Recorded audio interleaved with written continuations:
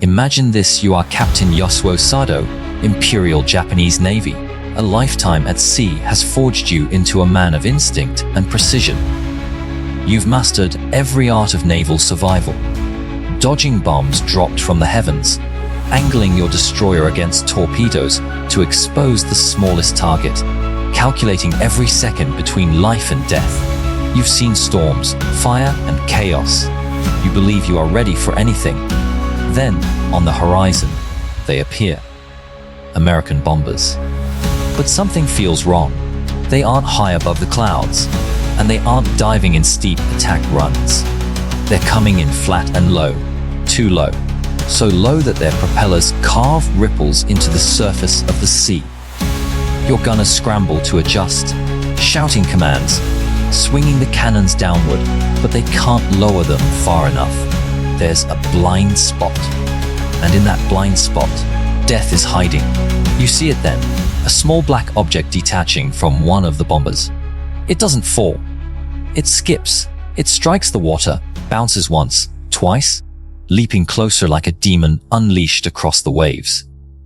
In that instant, you understand. It's not a torpedo. It's not a mistake.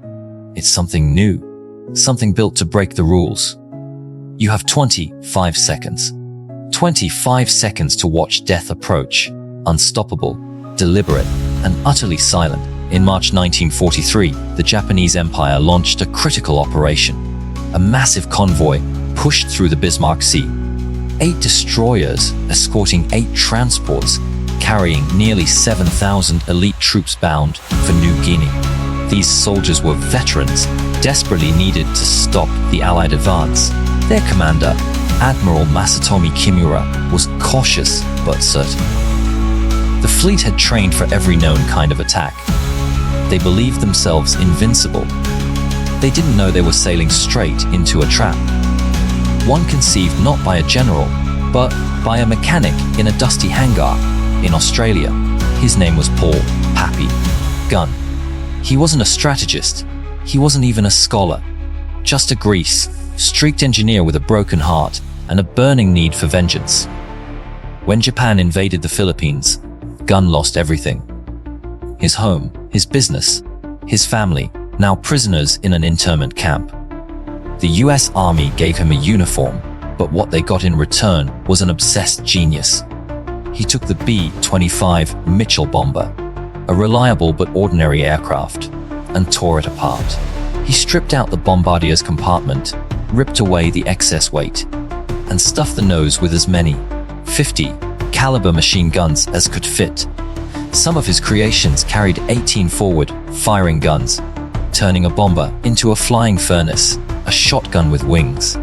But the guns were only the first half of his madness. The second was a new way to drop bombs. Skip bombing. The idea was simple and terrifying. Fly 50 feet above the water at 250 miles per hour. Drop a 500-pound bomb with a 5-second fuse. The bomb would skip like a stone, glide across the surface, and smash into the ship's side at the waterline, where armor was thinnest.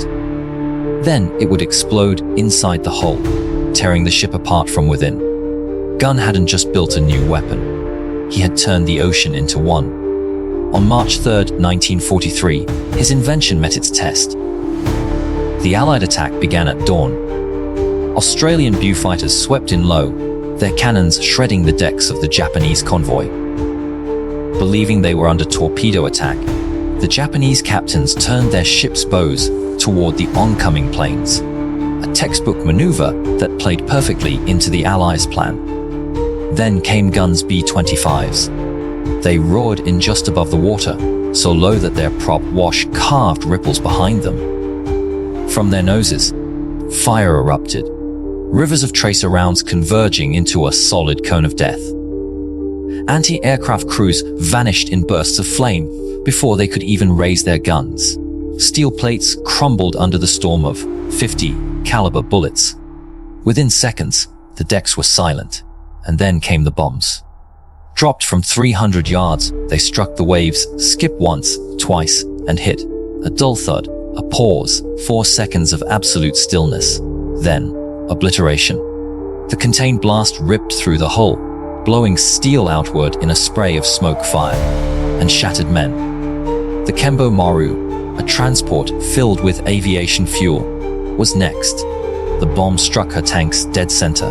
The ship didn't sink, it ceased to exist. A column of fire climbed 500 feet into the sky. The heat rolling across the sea, like a furnace door, swung open. Admiral Kimura watched helplessly from his flagship as his fleet disintegrated. His doctrines meant nothing. His guns couldn't lower to meet the threat. His ships were trapped in a three-dimensional kill zone, attacked from above by B-17s and from below by Gunn's low-flying monsters. Even the Zero fighters diving to defend them were shredded by their own anti-aircraft fire. The sky, the sea, and the fleet itself had become one burning graveyard. By noon, it was finished. All 8 transports and half the destroyers were gone. Kimura, bleeding from machine gun wounds, abandoned his sinking flagship and watched the ocean turn black with oil and flame. Thousands of Japan's best soldiers died without firing a shot. The Battle of the Bismarck Sea was over. In a single afternoon, American innovation had accomplished what months of naval warfare could not. The Japanese would never again attempt to send a major convoy within range of Allied air power. The supply line to New Guinea was cut forever, and all of it was the work of one man. A mechanic who refused to die quietly. His creation had changed the nature of war. He had shown that vengeance could invent, and that invention could destroy.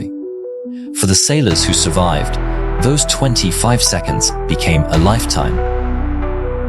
25 seconds of watching death skip across the sea. 25 seconds to realize courage meant nothing.